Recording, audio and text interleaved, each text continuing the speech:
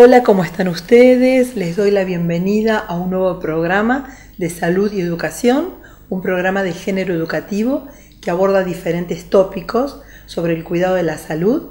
Y hoy tengo el placer nuevamente de tenerla a la licenciada Ana Bonifacio en mi programa. ¿Cómo estás, Ana? Bienvenida. Gracias por Estamos nuevamente aquí presentes. La licenciada se va a referir hoy al tema deterioro cognitivo.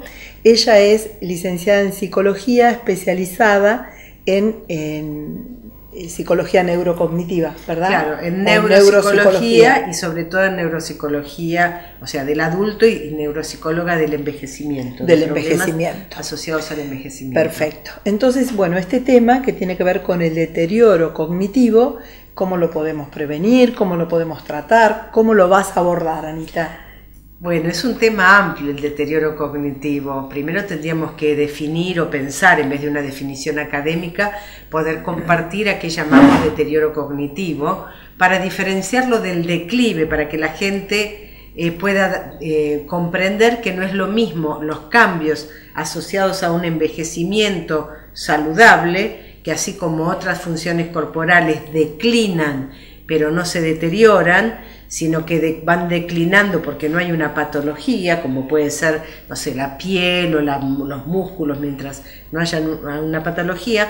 Con la cognición pasa lo mismo. En el envejecimiento esperable, es decir, saludable, nosotros desde la psicología, desde la neuropsicología del envejecimiento, hablamos de declive cognitivo, no de deterioro. Declive. Y dejamos la expresión deterioro, porque lo que miramos los neuropsicólogos y los psicólogos del envejecimiento, que nos llamamos psicogerontólogos, no es la estructura, que tal vez al microscopio se ve un deterioro. Claro. Lo que nosotros observamos es la función, la funcionalidad. Si la persona se mantiene independiente y autónoma, no tiene patología desde nuestra perspectiva que mira la funcionalidad. Bien. Entonces tenemos una entidad que es el declive cognitivo asociado con el envejecimiento, que no reporta dependencia ni reporta pérdida de autonomía, que es la capacidad de decidir por sí mismo la vida que quiere llevar, y la independencia es la capacidad de hacer aquellas cosas que me propongo hacer en la vida cotidiana. Entonces, en esa situación que no hay patología, nosotros hablamos de entrenar las funciones, o en un término más amplio, de una estimulación, pero si no hay ningún déficit, proponemos entrenar. ¿Y qué sería entrenar? Poder, además de mantener la función, al contrario, incrementarla, porque tal vez por la educación que tuvimos, por el tipo de trabajo, hay funciones que hemos dejado de lado. Y por otro lado, la rutina diaria hace que el 80 o 70% del tiempo estemos en tareas rutinarias, cuasi automáticas, y nuestro cerebro no tiene desafíos. Entonces, a este tipo de intervención, que es más preventiva, que es más global, que tiene aspectos más sociales, la llamamos entrenamiento cognitivo o estimulación en un sentido general, pero no estricto. Cuando desde la neuropsicología hablamos de estimulación, en general hablamos frente a un cuadro neurodegenerativo, donde no entrenamos para que esté mejor y procese mejor unidad de tiempo, más información en una unidad de tiempo, sino en acompañar y ralentizar el curso de la patología, que en algún momento cada vez más ese deterioro y no declive se va a ir pronunciando. Bien. Y para otros tipos de cuadros, como también puede ser lo que llamamos lesión cerebral adquirida, como puede ser un ACV, un golpe, un traumatismo cráneoencefálico, un tumor, hay otro tipo de intervenciones que no tienen que ver ni con el entrenamiento ni con la estimulación, que se llama rehabilitación neuropsicológica. Cada una tiene objetivos y alcances e incumbencias profesionales diferentes. Bien. Bueno, ¿qué podemos hacer como para evitar o como para favorecer un declive saludable? Un declive saludable, bueno, digamos que sería como llamarlo exitoso, no en el sentido exitista, sino que exitoso dentro de este marco conceptual es no tener en el horizonte a corto plazo dependencia, fragilidad. Bueno, lo que decíamos recién, un entrenamiento cognitivo. Y si querés después lo vamos viendo un poco más en detalle. Perfecto, lo dejamos ya para el próximo bloque. Bueno, ¿okay? ¿Te parece bien? Sí. Bien, bueno, gracias por acompañarnos. En un ratito volvemos. Muchísimas gracias.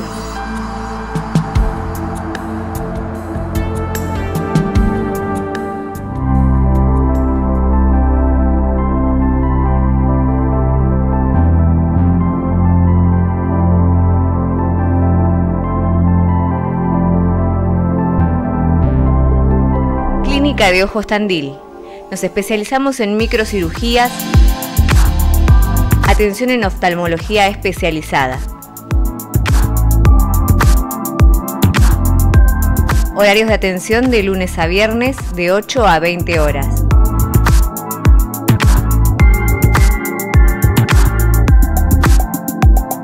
Comunicate al 444-8300.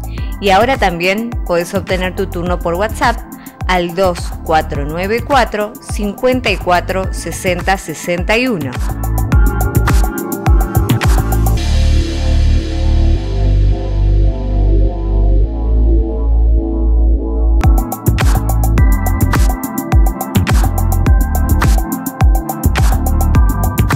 Avenida Santa Marina 760, clínicadeojostandil.com.ar. Hicimos la historia. Estamos haciendo el futuro, juntos. Municipio de Tandil, en el año del Bicentenario.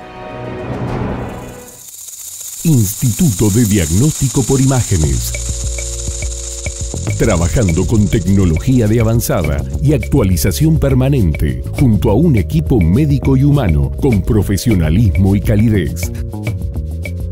Instituto de Diagnóstico por Imágenes, Sarmiento 963, teléfono 0249 442 9294. Continuamos en este segundo bloque con la licenciada Ana Bonifacio, que está hablando en el día de hoy sobre deterioro cognitivo. Y para darle continuidad a la pregunta, Ana, que hice en el bloque anterior, ¿qué podemos hacer en la vida, las personas, para tener un envejecimiento saludable? ¿No es cierto? Manteniendo la autonomía, la independencia, todo eso que vos hablaste en el primer bloque. Bien. Hacer el declive, que vos explicaste muy bien lo que es un declive, algo natural del envejecimiento y no un deterioro, que es lo que ya el deterioro cognitivo se asocia más a una patología. Claro, en el envejecimiento, o sea, hay muchas cosas para hacer. Primero, tomar conciencia que la mayoría de las actividades que hacemos cuando somos grandes, ¿no? Cuando estamos estudiando, que es puro descubrimiento, son tareas automáticas y el cerebro, para decirlo en una forma común y cariñosa, se achancha, no tiene grandes desafíos. Claro. Entonces, en líneas generales, todo aquello que desafía nuestra rutina, si hablo siempre en inglés porque es lo que estudié como segundo idioma, puedo aprender francés, o si nunca, qué sé yo, aprendí a cocinar, puede ser un desafío aprender a cocinar. Claro. La actividad física es preventiva de una declinación acelerada o del deterioro cognitivo, en este caso. Hacer tareas complejas, por ejemplo, practicar, porque uno en la vida habla y camina al mismo tiempo, habla, piensa, resuelve situaciones y no está sentada solamente pensando en un ejercicio. La vida es más compleja. Claro. Perdón. Y concurrir a actividades de estimulación cognitiva con personas especializadas en el tema, como decíamos en el bloque anterior, es desde una perspectiva de entrenamiento cognitivo. El entrenamiento cognitivo, su foco es ampliar las capacidades que tiene una persona. Entonces, seguramente, si yo pienso en ampliar, es como en el cuerpo. Sería ir a un gimnasio, incluso hay ¿cómo se dice?, nombres como aeróbica de neuronas, gym mental, bueno, entrenamiento, que hacen un poco de referencia a lo corporal, a tratar de procesar más información en unidad de tiempo, a recordar mejor lo que leo, a tener estrategias que me permitan leer y recordar rápidamente. Bueno, desde estudiar una carrera, un curso o algo, o a ir a un lugar específico donde nos den tareas que desarrollen las distintas funciones, no solo una, ¿no? Porque siempre nos orientamos con la memoria, y en realidad el cerebro trabaja en red y trabajan todas las funciones juntas. Si yo tengo que leer un texto, empiezan no solamente la memoria, sino la atención, la comprensión, el mantener la concentración a lo largo del tiempo, y bueno, y la memoria para el aprendizaje. Incluso, mirá, mientras estoy pensando en el proceso de memoria, el buen dormir. ¿Qué podemos hacer? Estaba pensando en preguntarte eso, la alimentación y el buen dormir. La alimentación, además de la actividad física, ¿no? Claro, si no, digamos, hoy ya la mayoría de las personas saben comer comida a la dieta mediterránea, no abusar de la sal, no abusar del azúcar, es decir, basada en frutas, verduras, pescados, como en lo que se llaman las zonas azules, ¿no? Personas longevas, centenarios y más de súper longevas, que caminan, andan en bicicleta, practican deporte y sobre todo se nuclean entre ellas y tienen un desarrollo espiritual y amistoso y de núcleo de amigos, que eso fortalece y fortalece el espíritu y aparta la soledad, ¿no? La soledad es un factor de riesgo como fumar, o sea, la soledad es muy dañina para la persona. Otra cosa que podemos hacer es ir al otorrino a revisar nuestros oídos, porque un factor de riesgo para una declinación más acelerada, para deterioro cognitivo, es la pérdida auditiva. Claro. Lo mismo cuidar todos los sentidos, ¿no? Porque si yo leo y tengo mal la vista, dejo de leer porque no estoy yendo al oftalmólogo a una corrección. Es decir, hay que tener una mirada integradora. Por eso el médico geriatra o el médico clínico va a poder hacer una evaluación general, y nosotros también como neuropsicólogos nos fijamos en esas cosas, ¿no? Que no sea solamente ejercicio de lápiz y papel, sino que la propia vida. Por ejemplo, si siempre voy por este camino, decir, bueno, mañana voy a conocer otro camino, voy a ir a algo que nunca fui, qué sé yo, si nunca fui al teatro o voy poco al teatro, voy a experimentar. ¿Qué es lo que hacemos cuando somos jóvenes? Tenemos un espíritu investigador, un espíritu abierto, inquieto, a conocer gente, y curioso, claro. Y a veces nos vamos quedando en nuestra zona de confort de aquello que conocemos. Incluso estudiar un instrumento musical, escuchar otros ritmos musicales, no quedarnos con lo que siempre escuchamos. La música amplía y activa nuestro cerebro, la armonía, el ritmo, la melodía, enriquecen nuestro cerebro y activan distintas zonas neurales.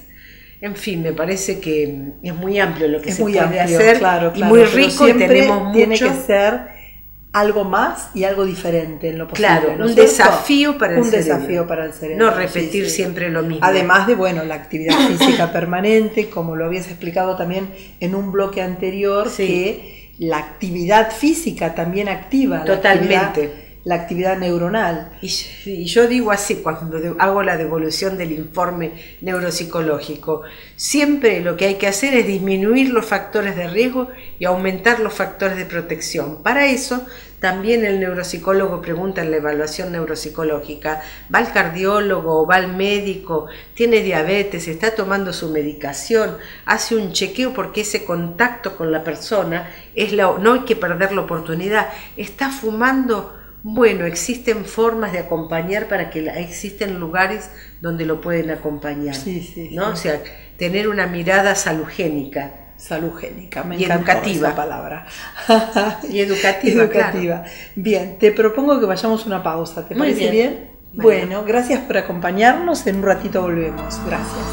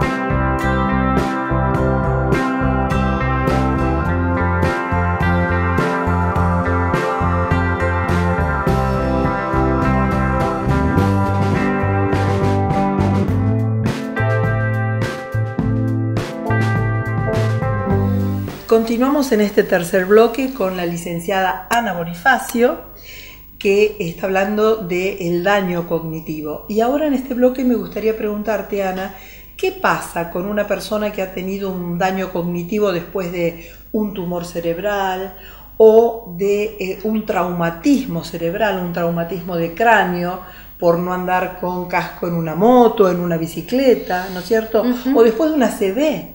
¿Qué podemos hacer? Bueno, gran pregunta. Claro, amplio espectro, pero muy específico, amplio pero específico.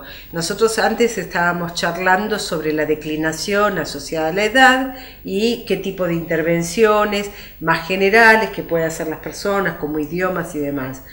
También hay intervenciones específicas frente al deterioro de causa demencial. A eso lo llamamos estimulación cognitiva y será para desarrollar en otro programa que me invites. Sí. En el caso que estás planteando vos, desde la perspectiva nuestra, llamamos lesión cerebral adquirida o daño cerebral adquirido, que es algo que sucede de manera aguda, no es algo que empieza de forma solapada y se desarrolla como una enfermedad neurodegenerativa, sino que es algo que acontece, como en el caso de una ACV, sí. A lo sumo por ahí es algo, si hay un sangrado puede demorar unos días, pero digamos es como inminente, no, surge agudo. Claro. Y puede producir un daño focal, es decir, específico en un área, o también en el caso de un traumatismo cráneoencefálico, un golpe que hace una aceleración y una desaceleración, puede producir lesiones que no son visibles, incluso en neuroimágenes puede producir un daño axonal difuso, los axones se estiran o se cizallan, se cortan, pero eso no aparece y sin embargo trae cambios inclusive emocionales por la regulación de la conducta y de, digamos, alteraciones de la personalidad, porque las áreas frontales que regulan las funciones más complejas tienen conexión con todas las áreas del cerebro, o sea, hay una abundancia de sustancia blanca, que son los axones, ¿no? El conjunto de axones que comunica. Y cuando hay este tipo de accidente, de aceleración y de desaceleración, hay mucho sufrimiento en los axones. Ahí lo que se trabaja es con un neuropsicólogo, no con una persona que hace estimulación cognitiva, que puede ser un licenciado en gerontología o un psicogerontólogo, que no hacen rehabilitación neuropsicológica porque es muy específica. La neurorehabilitación se hace a partir siempre de una evaluación neuropsicológica para identificar las debilidades que tiene la persona, los déficits, y no solamente trabaja el neuropsicólogo, supongamos un déficit de memoria o de atención, perdón, sino que lo trabaja de manera interdisciplinaria con un fonoaudiólogo, si fuera el caso del lenguaje, un neurolingüista, un neurokinesiólogo, una terapista ocupacional para rehabilitar, porque las lesiones son complejas. El cerebro trabaja en red y un área que tal vez maneja la atención también está conectada con alguna otra. Hay una lesión amplia que afecta los aspectos cognitivos y los aspectos motores. La neurorehabilitación entonces es planificada para esa persona en particular. Bien. No es algo general que se hace grupal, por eso es como a medida. A medida, siempre, traje a medida. Claro, es un como traje tailor-made en salud. Se llama tailor-made, claro. Bien a medida, no es una actividad grupal como puede ser, supongamos, una clase de gimnasia o el trabajo del kinesiólogo, bien individual. Además es inclusiva, incluye a los familiares. Porque los familiares tienen que ser educados, psicoeducados, pero además el paciente tiene una ventana de oportunidad donde hay un periodo óptimo que para intervenir tiene muchas más chances de, no digo restaurarse ad integrum, pero sí de llegar al máximo nivel posible. Entonces la neurorehabilitación es un conjunto de procesos, de prácticas que buscan que la persona pueda adaptarse, volver a retomar sus tareas de modo seguro, independiente y con cierto nivel de eficacia. Y si, por ejemplo, no puede volver a su trabajo anterior, el neuropsicólogo con el terapista ocupacional, por eso digo, es complejo, planifican y hacen una reorientación laboral o una reorientación vocacional. Las lesiones adquiridas suelen acompañarse de muchos trastornos emocionales y conductuales, secundarios a la pérdida de las habilidades y también a la regulación de las áreas frontales y de las áreas internas de la regulación emocional.